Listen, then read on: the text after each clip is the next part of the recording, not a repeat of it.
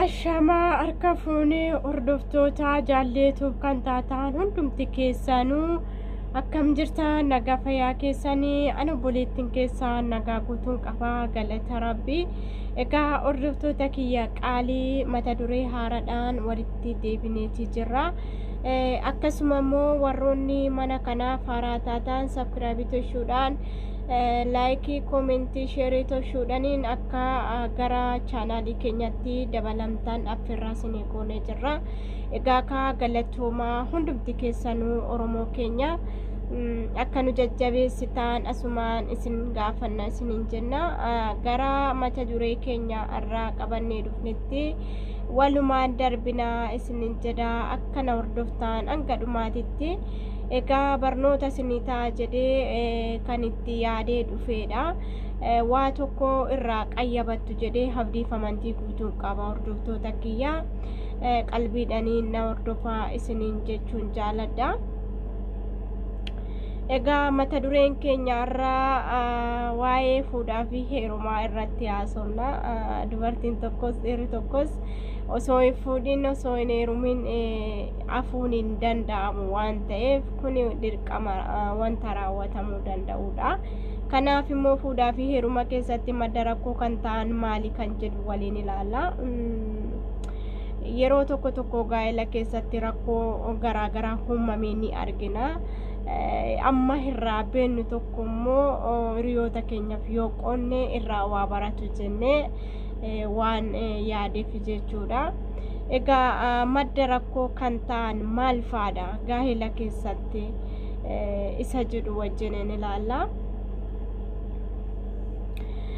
Tokkoffaa madda rakkoo hin ta'u jedhamee gaa'ela kana hin jeeqa nagaa dhoowwa jennee kan yaadnu tokkoffaa irratti yaada qajeelaa qabaachuu dhabuu fi wal amanuu dadhabuudha jedha. Gaa'ela keessatti jarreen lamaan yaada qajeelaa qabaachuu dhabuu fi wal amanuu dadhabuudha madda rakkoo kan ta'u jechuudha. Irra caalatti namni yoo wal amane malee akkasumas immoo yaada qajeelaa yoo waliif qabaate malee gaa'ela keessatti ni ulfaata waliin jiraachuun jechuudha. Egaa akkasuma furmaanni isaa kan jedhu immoo furmaanni isaa yaada qajeelaa qabaachuu fi waliif amanamummaan jiraachuudha jedha. Namni kamiyyuu waliif amanan mana tokko keessatti wal amanteen tokko yoo hin jiraanne ta'e hadagaa bu'a jechuudha. Nagaan hin argamu jeequmsuma yeroo hundumaa. Kanaaf yaada qajeelaa qabaachuu fi waliif amanamummaan jiraachuun bareedaadha. Akkasuma lammataa ka'umsaa fi madda rakkoolee kan ta'an gaa'ela keessatti dogongora fudhachuu diduu fi dhiifama gaafachuu dadhabuun ka'umsa yookaan rakkoo ta'a jedha. Gaa'ela keessatti dhiiras haa ta'u gama dubartiitiin illee haa ta'u dogongora jiru tokko wayin immoo rakkoo uumame tokko fudhachuu dadhabu ማለት wanta bade tokko abbaan gama ishiitiinis haa ta'u gama isaatiinis haa ta'u fudhachuu dadhabu dogongora jiru sana fudhachuu dadhabu dhiifama gaafachuu dadhabu anumatu sirriidha jechuudha isa jedhu jechuudha. Inni kun immoo gaa'ela keessatti hadagaa guddaa qaba jeequmsa qaba jechuudha. Kanaaf furmaanni isaa rakkoon akka hin babal'anneef dhiifama wal gaafachuu qabu jedha. Yeroo rakkoon uumame sanatti dogongora ofiitiin mormuu osoo hin taane fudhachuu dhiisuu osoo hin taane dhiifama gaafachuu dhiisuu osoo hin taane maal gochuu qabani rakkoon akka hin babal'anne dhiifama wal gaafachuu qaban jedha. Egaa sadaffaatti walumaan cinaasumaan sadaffaan akkas jedha. Waliin yeroo fudhachuu dadhabuun ka'umsa madda rakkooti jedha. Waliin yeroo fudhachuu dadhabuun ka'umsa madda rakkooti gaafni jedhu. Gaa'ela keessatti abbaa warraa fi haati warraa tokko gattaanii yeroo yoo hin fudhanne ta'e akkasuma marii yoo hin goone ta'e gaa'elli isaanii baay'ee adagaa qaba jechuudha. Baay'ee ulfaata. Gaa'ela keessatti mariin ni barbaachisa, yeroo walii kennuun ni barbaachisa, jaalala walii kennuun ni barbaachisa. kanaafuu hojumachi goramee yeroo walii kennuu dhiisuun adagaa akka qabu asumaan irraa hubattu jedhee yaada. kanaafuu mana keenyaaf gaa'ela keenyaaf yeroo kennuun barbaachisaadha isiniin jedha obboleewwan kiyya. arfaffaan akkas jedha horii fayyadamuu irratti walii galtee dhabuu jedha. horii fayyadamuu gaafa isiniin jedhu maallaqallee ta'uu danda'a, wanta qabanillee ta'uu danda'a. horii fayyadaman irratti walii galtee dhabuun adagaa guddaa qaba jechuudha. abbaa warraa fi haadha warraa jidduutti kun keetii, kun kiyyaa, kun kashiitii, kun kasaatiin adagaa guddaa qaba. kanaafuu horii fayyadamtan tokkollee walii galteedhaan bakka tokkotti fayyadamuun gaariidha. waan nagaa dhabsiisa jechuudha. horiin gargar qoodama taananiin gaa'ela keessatti hin barbaachisu. kanaafuu horii qabdaan walii galteedhaan jaalalaan itti fayyadamuun barbaachisaadha. egaa shanaffaan immoo akkas jedha maatiin gidduu galuu jedha. qaamni sadaffaan gidduu galuu jechuudha. gaafni maatiin gidduu galuu jennu gaa'ela tokko keessatti rakkoon tokko yeroo uumame akkasuma immoo maatiin gidduu faayoo galee adagaa qaba jechuudha. maaliif qaamni sadaffaan galuu hin qabu.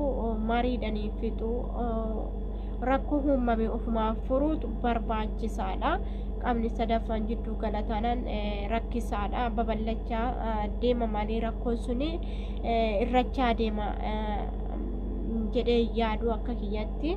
egaa kanaaf maatii gidduu galuun rakkoo guddaa qaba gaa'ela keessatti. qaamni sadaffaan gidduu galuun rakkoo guddaa qaba isiniin jedha.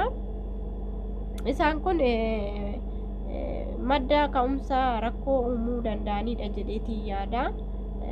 kanaaf wanta kanarraa of qusachuun bareeda. akkasuma ja'affaan obsa dhabuu miidhama keessatti jedha. namni gaafa miidhame wayin gaafa haaree tokko obsa dhabuu miidhaa guddaa qaba jechuudha. obsi nu barbaachisa gaa'ela keessatti. yeroo namni tokko inni sun wayin abbaa warraa fi wayin ishiin ta'uu danda'a beekamu. namni tokko miidhamuu danda'a, haaruu danda'a. yeroo sanatti obsa hin qabdu taananiin adagaa guddaa qaba jechuudha. waliif obsuun wal dhaggeeffachuun bareeda jedhee yaada. akkasuma torbaffaan qabeenya qaban hundumaa qixa akka ta'e beekuu dhiisuun ka'umsa yookaan madda rakkooti jedha. qabeenya qaban jechuudha. asitti illee irra deebi'a gaafin kuni. qabeenya qaban hundaa qixa akka ta'e beekuu dhiisuun ka'umsa madda rakkooti jedha. qabeenya qabdan tokko jechuudha. qabeenya keessan kan ta'e tokko kan kiyya kan isheeti malat akka qixa ta'e tokkotti yoo hin hubanne adagaa guddaa qaba jechuudha. kunillee jechuudha gama isaatiin illee haa ta'u gama isaatiin illee haa ta'u jechuudha. qabeenyi jiru sun qixa laallama jechuudha. abbaa warraa fi haadha warraa erga jedhamanitti wanti qaban hundinuu qixa laallama jechuudha. saddeettaffaan akkas jedha amala gadee qabaachuudha. yeroo hundumaa ani sirriidha ofiin jechuu jedha. amala gadee qabaachuu yeroo hundumaa ani sirriidha ofiin jechuun adagaa qaba jechuudha. rakkoodha gaa'ela keessatti. yeroo hundumaa ani sirriidha ofiin jettu taananiin gaa'ela keessatti baay'ee ulfaata. gaa'elli sun gaa'ela nagaa ta'uu hin danda'u, gaa'ela fayyaa ta'uu hin danda'u jechuudha. kanaaf yeroo hundumaa ani sirriidha jechuun dogongora guddaadha gaa'ela keessatti. ani dhiiraa abbaa warraadha ani sirriidha jechuun hin danda'amu. maaliif gaa'ela keessatti kun jiraata taananiin nagaan hin jiru jechuudha. kanaafuu namni yeroo hundumaa sirriidha jedhee yaadu hin jiru. rabbi tokkicha yoo ta'e malee namni hin dogongora. namni immoo yeroo hundas immoo hin dogongoru. dogongora namni yeroo hunda hin dogongoru. kanaafuu ani immoo yeroo hunda sirriidha jechuunis hin danda'amu. kanaaf isa kanarraa of qusannuun isiniin jedha obboleewwan kiyya qaalee. Egaa barnoonni keenya irraa asumarratti dhaabuu fedhaan ga'a. Marsaa lammataatitti rakkoo kanaaf immoo furmaata kan ta'an qabadheetiin dhufa. Isaan har'aaf waan rakkoo kan ta'an dubbataa turre. Isaan kanaaf immoo furmaata kan ta'an qabadhee marsaa lammataatitti ni dhufa. Egaa hordoftoota kiyyaa warra hubattu warra qayyabattu jedheetiin amma irraa beekurraa isiniif qoode.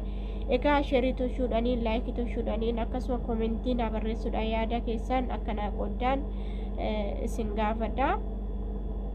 Egaa galatoomaa turtii gaarii isiniif haa ta'u.